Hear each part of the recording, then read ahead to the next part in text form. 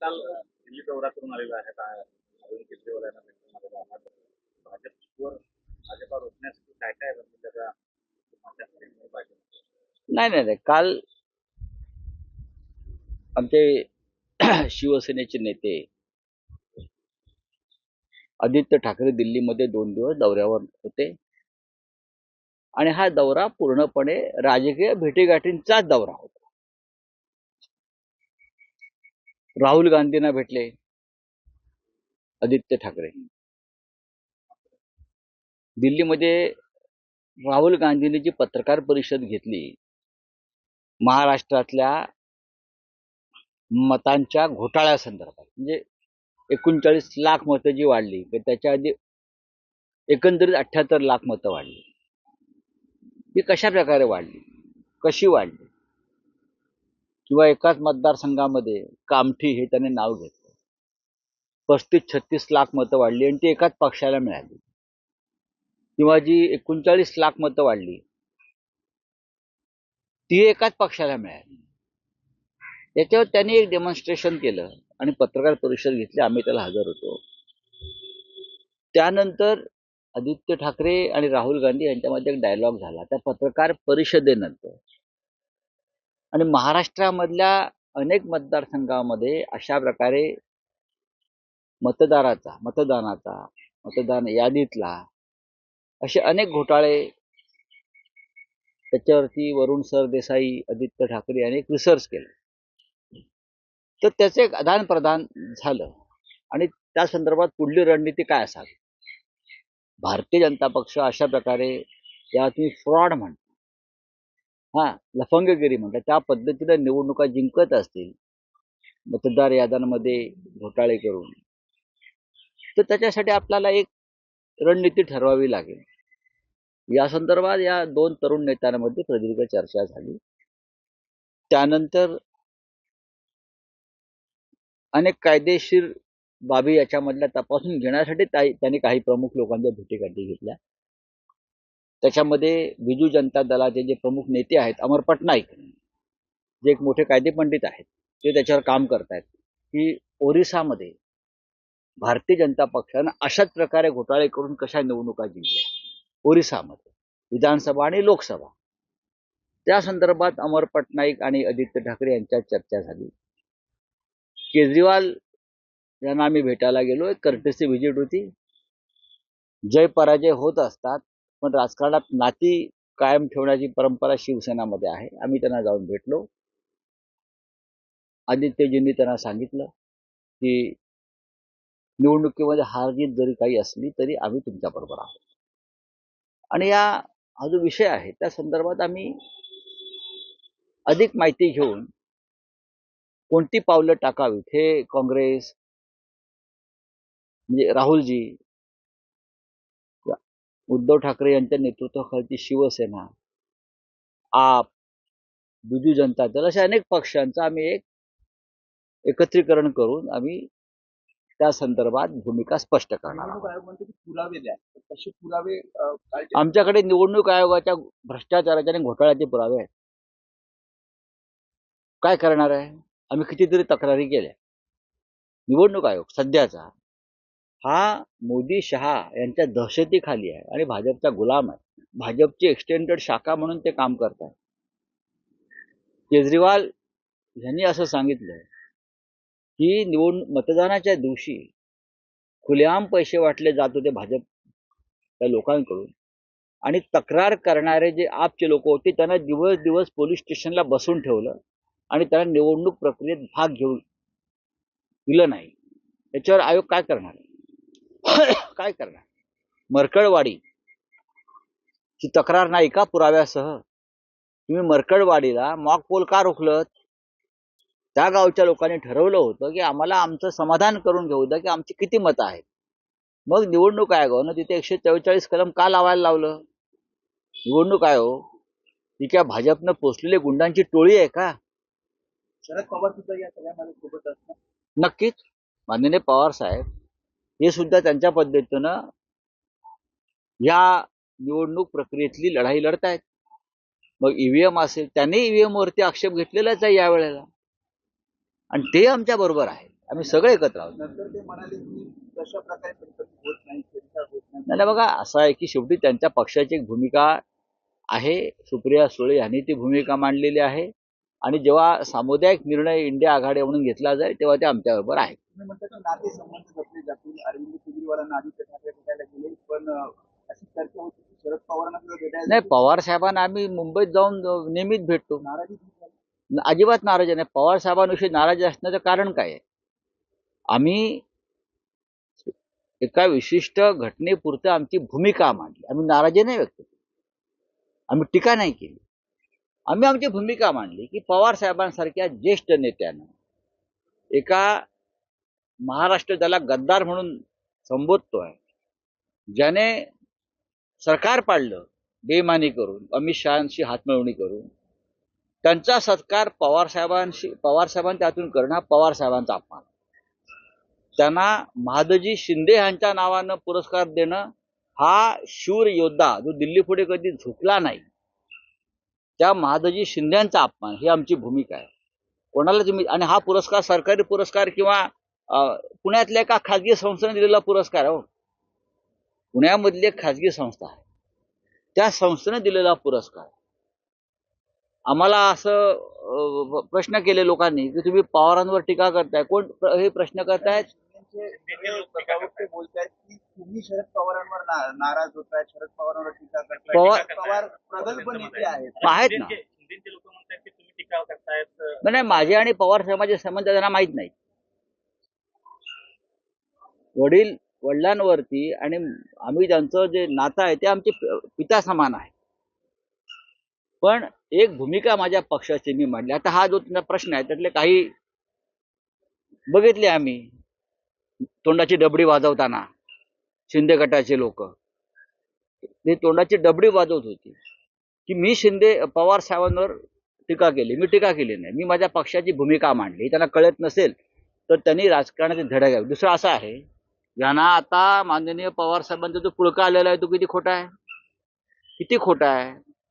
अमित शहा महाराष्ट्रामध्ये येतात आणि शरद पवारांवरती अद्वा बोलतात. पवार साहेबांनी, शरद पवारांनी महाराष्ट्रासाठी काय केलं, पवार साहेबांनी सहकार क्षेत्राचा बट्टाबोळ केला, पवार साहेबांनी हे केलं, पवार साहेबांनी लूट केली, पवार साहेबांनी भ्रष्टाचार केला.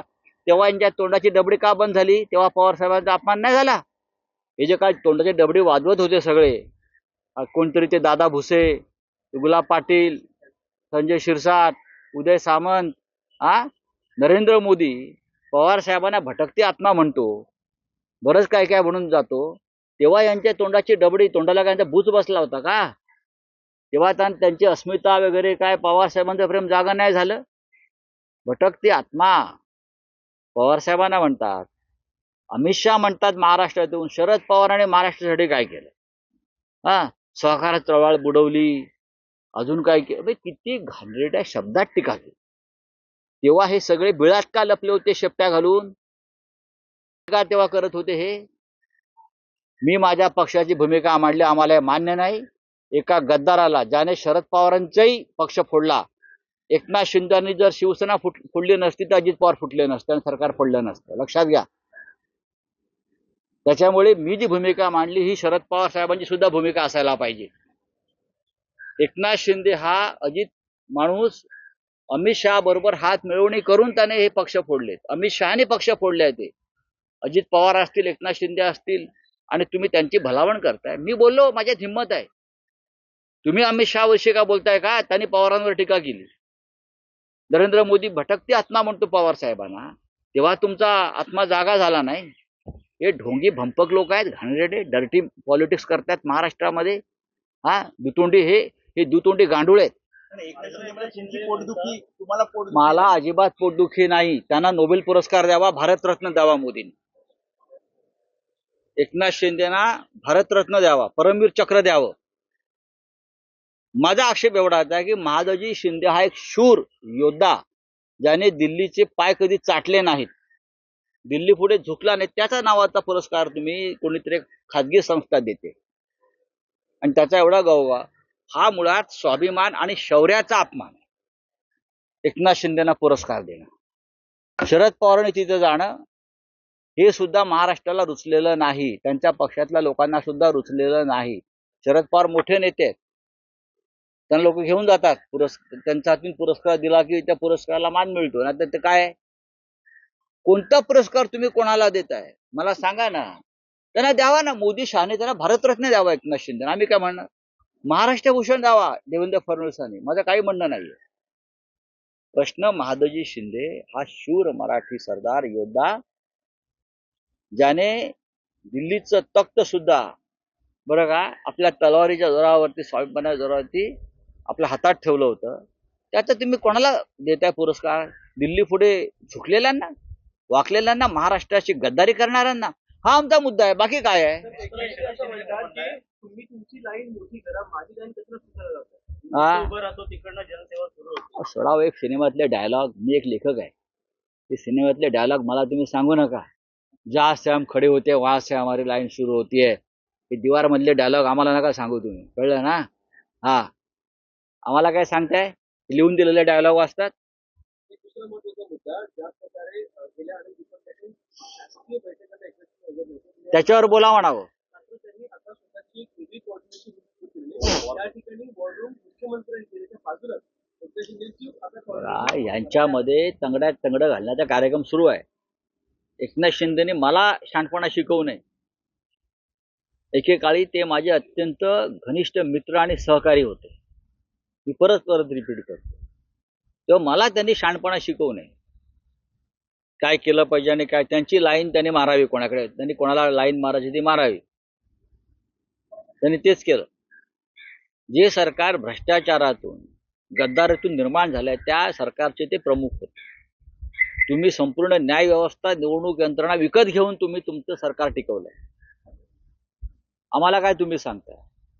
तुम्ही निवडणुका प्रामाणिकपणानं जिंकलेला नाहीत, तुम्ही पैशाच्या बळावर आणि ही सगळी खोटी कामं करून जिंकलेला आहात. चला, राजन साहेबांनी काल पक्ष प्रवेश केला. अजून 2 माजी आमदार सुद्धा शिवसेनेत जाणार असं काल उदय सामंत. कोकण मधली तुमची ताकद पूर्णपणे कमी करण्याचा तुम्हाला कोणी म्हटलं की राजन साळवी हे त्या पक्षात गेल्यामुळे? ठीक आहे, आम्हाला वाईट वाटलं की ते आमचे फार जुने सहकारी होते. त्यांना पक्षानं 3 वेळा आमदार केलं, त्यांना पक्षानं नगराध्यक्ष केलं, त्यांना पक्षात अनेक महत्वाची पदं मिळाली. पण माणूस सत्ता गेल्यावरती तो तडफडत राहतो, याला आम्ही शिवसैनिक म्हणत नाही. स्वतःला ते शिवसैनिक समजत होते ना बाळासाहेबांच्या कडवट. बाळासाहेब अनेक काळ सत्तेशिवाय राहिले आणि त्यांच्याबरोबर आम्ही सगळे सत्तेशिवाय राहिले. आमच्या स्वप्नात सुद्धा नव्हतं की आम्ही कधी आमदार खासदार होऊ. बाळासाहेब ठाकरे, माननीय हिंदुहृदय सम्राटांनी त्यांच्या आयुष्यातला संपूर्ण काळ हा सत्तेशिवाय काढलेला. सत्ता आम्हाला फार उशिरा मिळाली आणि आम्ही सगळे सत्ता नसताना सुद्धा माननीय बाळासाहेब ठाकरेंबरोबर राहिलो. यापुढे राहू. सत्ता हे सर्वस्व नाही. हे जे आता राजन साळवींसारखे लोक आहेत, संकट काळामध्ये नेत्याबरोबर राहायला पाहिजे, पक्षाबरोबर राहायला पाहिजे. तुमच्या पक्षातले मतभेद नंतर दूर करता येतील. तुम्ही काही कारणं देताय जाण्याची.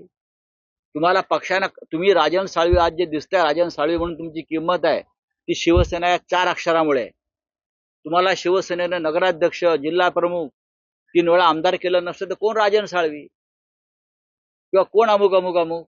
आम्ही कोण? संजय राऊत कोण? आमच्या मागे शिवसेना 4 अक्षर आहेत म्हणून आम्ही आहोत. हे नालायक लोक आहेत.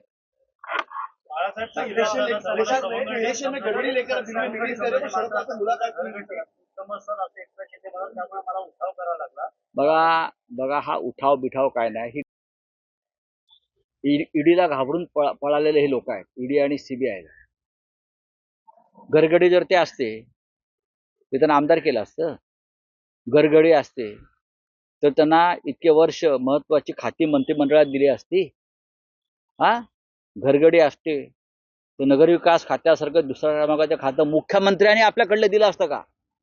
नगरविकास खातं हे कधी मुख्यमंत्री आपल्याकडून सोडत नाही. फडणवीसांचं बघा, माननीय उद्धवजींनी नगरविकास खातं जे सीएम कडे असायला पाहिजे ते त्यांनी आपल्या जवळच्या सहकारी म्हणजे एकनाथ शिंदेला दिलं.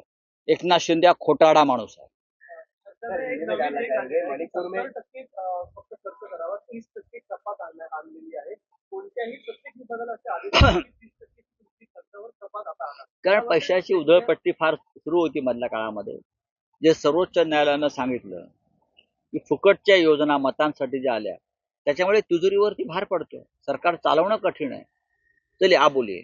मुझे जानना चाहेंगे मणिपुर में राष्ट्रपति शासन लग जाए कुछ दिन पहले इस्तीफा भी दिया गया था और पिछले कुछ महीनों से जो मणिपुर की स्थिति है उसके बाद राष्ट्रपति शासन लग जाए प्रधानमंत्री यूएस दौरे पर है. मणिपुर पर बात नहीं की जा रही है लेकिन यूएस दौरे पर लगातार भारत की तारीफ की जा रही है. वो प्रधानमंत्री फ्रांस में थे, फिर यूएस में गए. अब जब तक प्रधानमंत्री विदेश में है तब तक देश में जो समस्या है उसके ऊपर कोई चर्चा नहीं होगी. पूरा फोकस जो है वो प्रधानमंत्री अपने ऊपर रखेंगे. ट्रम्प जी को गले मिलाएंगे, ट्रम्प जी के साथ भोजन करेंगे, हाँ, माय डियर डोनाल्ड वगैरह वगैरह चलता रहेगा ये दुकान. देश के लिए प्रधानमंत्री का जो हृदय है वो धड़कता नहीं है. वो सिर्फ अपने इमेज के लिए काम करते हैं कि मैं विश्व का नेता हूं. अब डोनाल्ड ट्रम्प के मिलकर आएंगे और डोनाल्ड ट्रम्प वापस हमारे यहाँ टैरिफ लगाएंगा. डोनाल्ड ट्रम्प थोड़े हमारा सुनने वाला है. वो डोनाल्ड है, ट्रम्प है. तो ये अभी 4-5 दिन तो हमको देखना पड़ेगा, सहन करना पड़ेगा टीवी पे. बांग्लादेश को लेकर चर्चा हुई दोनों के बीच में. डोनाल्ड ट्रम्प ने कहा कि बांग्लादेश का जो मुद्दा है वो मैं प्रधानमंत्री मोदी को हवाले करता हूँ और वो इस पर एक्शन लेंगे. हालांकि प्रधानमंत्री ने चिट्ठी शादी हुई थी कई दिनों तक, इस तरफ से कोई जो है एक्शन नहीं लिया गया, कोई कदम नहीं उठाया गया. देखिए, बांग्लादेश का मुद्दा जो है उसमें डोनाल्ड ट्रम्प का हस्तक्षेप करना गलत है. बांग्लादेश हमारा नेबर है. बांग्लादेश का जो निर्माण है वो इंदिरा गांधी जी ने किया था. इंदिरा गांधी जी ने जो हमारा विभाजन 1947 में किया था पाकिस्तान ने, उस वक्त उसका बदला लिया पाकिस्तान को तोड़कर. इतिहास पढ़िए, मोदी जी और उनके जो चमचे लोग हैं, इतिहास देखना चाहिए. अब उस बांग्लादेश में फिर एक बार आग लगी है और बांग्लादेश हमारे खिलाफ हो गई है. हमारे विदेश नीति का फेल्यूर है और मोदी जी का फेल्यूर है. का जो रिपोर्ट है वो कल टेबल पर लाई गई. अमित शाह ने ये कहा है कि जो विपक्ष है या जो लोग इसके खिलाफ जा रहे हैं उनकी आवाज सुनी जाएगी. हालांकि ऐसा कोई जो सिचुएशन है वो देखने को नहीं मिला.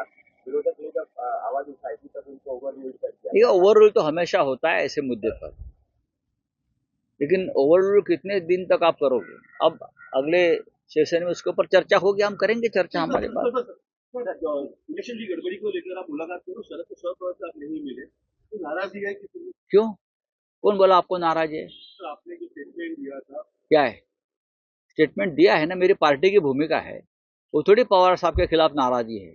मुझे लगा कि गलत आदमी को पुरस्कार ऐसे नाम से दिया जाता है, महाजी शिंदे, जो कभी दिल्ली के सामने झुका नहीं, लड़ता रहा.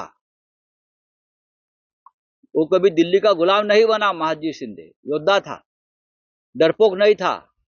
एक डरपोक आदमी को उनके नाम से पुरस्कार देना, उसके ऊपर मैंने हमारी पार्टी का मत व्यक्त किया है. शरद पवार साहब को तो मैं 10 दिन मिलता हूँ. डेली मेरा उनके साथ 2 दिन में बहुत बार मेरे बाद उनसे बात हो गई. पवार साहब जैसे एक बड़ी व्यक्ति ने वहां नहीं जाना चाहिए था और उनके हाथ से पुरस्कार देना, ये उस महाजी शिंदे का नाम नीचे करना जैसा था. पुरस्कार की बात करते हैं, पुरस्कार देने की बात डेफिनेटली होगी, क्यों नहीं होगी? होती है चर्चा. राजनीति में हर पार्टी, हर नेता अपने अपनी भूमिका व्यक्त करता है. मैंने पवार साहब के बारे में कुछ गलत नहीं कहा है, लेकिन जब अमित शाह साहब महाराष्ट्र में आकर पवार साहब के ऊपर अभद्र टिप्पणी करते थे, अभी नरेंद्र मोदी पवार साहब को भटकती आत्मा बोलते थे और बोलते रहे हैं, तब ये उनका जमीर नहीं जागा, ये शिंदे गुट के लोगों का या उनके लोगों का. हम खड़े रहे पवार साहब के साथ. अमित शाह और जो नरेंद्र मोदी जो बोल रहे हैं पवार साहब के खिलाफ, ये हमारा महाराष्ट्र का अपमान है. ये हमने कहा है, उनके लोगों ने नहीं कहा है. देश विदेशातील प्रत्येक घडामोडींचे लाईव्ह अपडेट मिळवण्यासाठी आता साम टीव्हीच्या सर्व सोशल मीडिया प्लॅटफॉर्मला लाईक, फॉलो आणि सबस्क्राईब करा.